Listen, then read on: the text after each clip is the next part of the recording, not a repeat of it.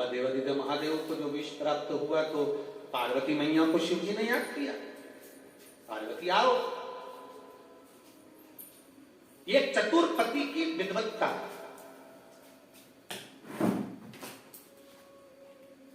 एक विद्वान पति जो होता है, चतुर पति जो होता है, उसकी विद्वत्ता जो होती है, उसको दर्शाया है मेरे महादेव ने। बहुत विडंबना में जीवन चल रहा, बहुत परेशानी में चल रहा, बहुत टेंशन चल रहा, पति किसी को बताना पसंद नहीं करता, बहुत चिंता, घाटा लग गया, कर्जा बढ़ गया, तकलीफ हो गई, रोग हो गया, बीमारी हो गई, कुछ गलत कर आया, कुछ अच्छा कर आया, किसी को बताए ना बताए, पत्नी को एक बात बोल कर देखना, वो तुमको भी पावर मजबूत करेगी, कह देगी चिंता मत करो, मैं हूं और आप हो, सब करो। पर पति पत्नी को ऐसा धमका, तू चुप रहे, तेरे में अक्ल नहीं है, तू तो पगली है। अरे भाई, इसने तेरे से कहा था कि तू कर्जा कर दिया। इतनी माताएं बैठी है, इतनी और इतनी टीवी पर कथा सुन रही है, एक माता ने कभी अपने पति से कहा हो कि तुम कर्जा करो, चोरी करो, डाका डाल के लाओ? कोई नारी अपने पति को चोरी करता नहीं देखना चाहती, कोई पत्नी अपने पति को डाका डालते नहीं देखना चाहती, कोई पत्नी अपने पति को कर्जे में डूबते हुए नहीं देखना चाहती। पत्नी हमेशा पति को चंद्रमा की रोशनी की तरह बढ़ती हुई देखना चाहती है, सूरज की रोशनी की तरह बढ़ती हुई। अब कर्जा हो गया, तकलीफ आ गई, बुरा करिया है, बेकार काम करिया है, तो घबराना नहीं। अपनी धर्म पत्नी को एक बार आद्य शक्ति समझकर, पार्वती समझकर, शिव की शक्ति समझकर उसको भी अपनी बात कहो, दिल से कहो, जो सच है उसको कहो। वो आद्य शक्ति के रूप में तुम्हारे साथ में बैठी है, तुमको खड्डे में नहीं पटकेगी, थोड़ा ना थोड़ा उसकी विवेक से, उसकी बुद्धि से समझाने का प्रयास करेगी और तुमसे इतना जरूर कह देगी, अब जो हो गया हो जाने दो, चिंता मत करो, होगा, देखेंगे, आप और हम है ना, टेंशन लेने की जरूरत नहीं है, सब आगे बढ़ेंगे, फिर करेंगे। ये नारी का बल है, ये नारी की बलता है, ये उसका धैर्य है।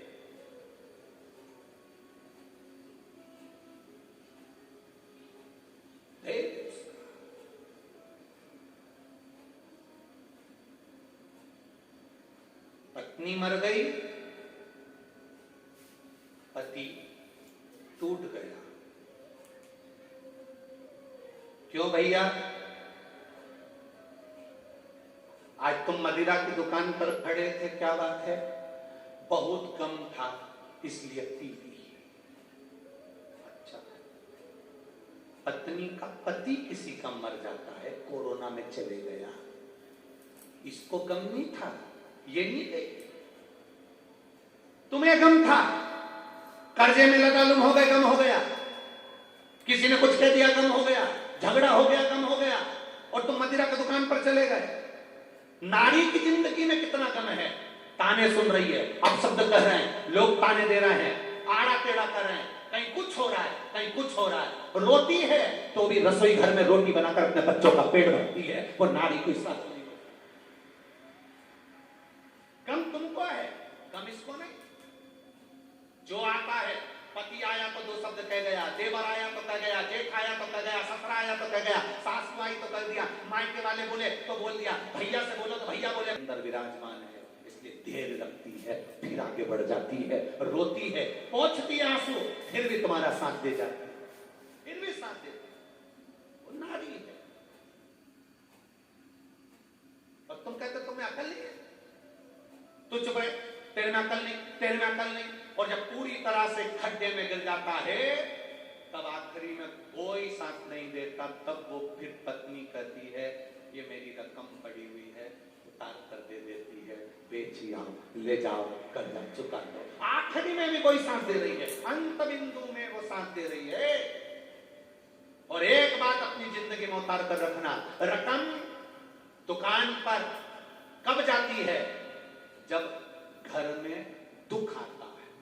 किसी भी नारी की रकम दुकान पर ऐसे नहीं जाती। बोलो नहीं जी और सही है कि गलत है? घर में कर्जा बढ़ गया, दुख आ गया, तकलीफ आ गई, परेशानी आ गई, तब घर की रकम दुकान पर जाती है। जब घर की रकम दुकान पर जाती है, जब दुख आता है। जब दुख आता है तो सोने की रकम दुकान पर जाती है।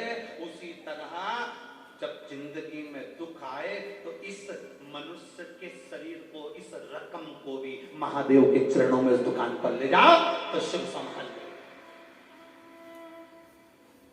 सोने की रकम दुकान पर जा रही है, सोने की रकम दुकान पर पहुंच रही है। ये शरीर भी उस परमात्मा की जो तक जा रहा है। पार्वती जी ने भोजन को त्याग दिया, जल पीना बंद कर दिया, पत्ते खाना बंद कर दिए, केवल नासिका की एक श्वास लेती है वो भी छोड़ दी। पूरा ब्रह्मांड हिलने लगा। तब देवाधिदेव महादेव ने कहा, पार्वती मांग तुझे क्या चाहिए? काशी में जो मरेगा उसको गुरु मंत्र तुम्हें देना पड़ेगा। शंकर भगवान ने वचन दे दिया कि काशी में जो मरेगा उसको गुरु मंत्र में दूंगा, मैं वचन देता हूं। दुनिया के लोग मरने के लिए काशी जाते हैं, मृत्यु के लिए काशी को पाना चाहते हैं कि काशी में अभिमुक्त नगरी है, काशी मोक्ष हो जाता है, फिर जन्म नहीं लेता। काशी में मरने वाला। पार्वती जी ने कहा, काशी में मरने वाले को आप गुरु मंत्र दोगे, मुझे कैसे मालूम पड़ेगा कि आपने गुरु मंत्र दिया? शंकर भगवान के मन में आया, कितनी चतुर है ये, मुझे कैसे मालूम पड़ेगा कि आपने गुरु मंत्र दिया? तो मांग पार्वती क्या चाहती है? पार्वती जी कहती है, काशी में मरने वाले के सीधे कान में आप गुरु मंत्र देना और सीधे कान को थोड़ा सा मोड़ देना, तो मैं समझ जाऊंगी कि आपने गुरु मंत्र दे दिया। आज भी काशी में मरने वाले का सीधा कान अपने आप थोड़ा सा टेढ़ा हो जाता है, क्योंकि मेरा बाबा उसको गुरु मंत्र देकर भेज देता है। आज भी काशी का नियम है, अभिमुक्त नगरी है काशी, इसलिए भारत की भूमि के सबसे ज्यादा मुर्दे, भारत की भूमि के सबसे ज्यादा मुर्दे अगर जलते हैं तो काशी में जलते हैं। हमारे यहाँ गाड़ी ओवरटेक करती है, काशी में मुर्दे ओवरटेक करते हैं। हमारे यहाँ मुर्दा पहले जल जाए। दुनिया के लोग मुर्दे को देखकर रोते हैं, दुनिया के लोग मुर्दे को देखकर रोते हैं, शव को देखकर रोते हैं। और काशी में अगर कोई मरता है तो रोते नहीं, प्रसन्न होते हैं कि महादेव की नगरी में चला गया है। दो नगरी है, एक काशी अभिमुक्त नगरी है और दूसरी उज्जैनी महाकाल की नगरी, जहां दुनिया के लोगों का समय अच्छा ना चले, दुनिया के लोगों को लगे कि बड़ी दुख की घड़ी चल रही है, बड़ी परेशानी चल रही है, बड़ा कष्ट चल रहा है, बड़ी बीमारी चल रही है, बड़ा रोग चल रहा है, बड़ी तकलीफ चल रही है, उसको कहां ना जाना। एक बार जिसने घड़ी बनाई, जिसने समय बनाया, जिसने पल बनाया, जिसने काल बनाया, उस महाकाल के चरणों में बैठकर एक बार शिव पुराण पूरी सुन लेना, मिल गया। क्यों जाते हैं उज्जैन?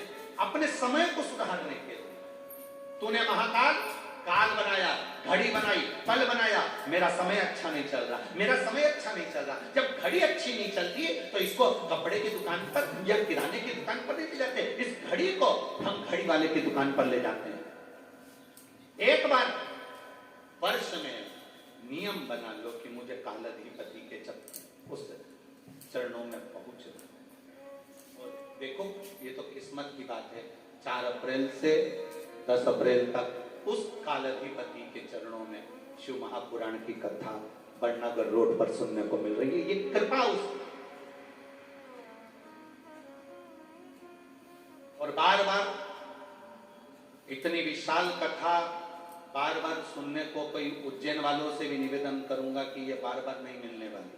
और जितने मेरे महाकाल बाबा के जितने, क्योंकि महाकाल बाबा तो दादा है, पिता है, और उसकी जितनी औलादें हैं, संतान है, जिसको मेरे महाकाल ने, मेरे कालाधिपति ने दिया है, उनसे एक ही बात कहूंगा कि इतने शिव भक्त आपकी उज्जैनी में आ रहे हैं, और उज्जैन के निवासियों से भी कहूंगा, खाली मत जाना, अपना दरवाजा छोड़कर पंडाल में बैठकर शिव महापुराण की कथा का रसतत्व ग्रहण करना।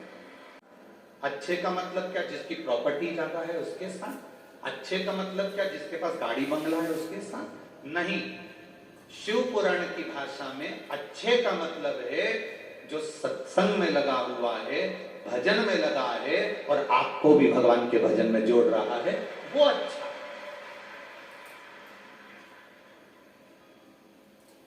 जो दिन भर ज्ञान की बातें करे, दिन भर बहुत बहुत बड़ी बातें करे और मालूम पड़े रात्रि को मदिरा की दुकान पर मिले, वैश्यावृत्ति में मिले, जुए में मिले, मांसाहार में मिले, उसको बड़प्पन नहीं करे। लाइक करें, शेयर करें, सब्सक्राइब करें और बेल आइकन भी दबाएं।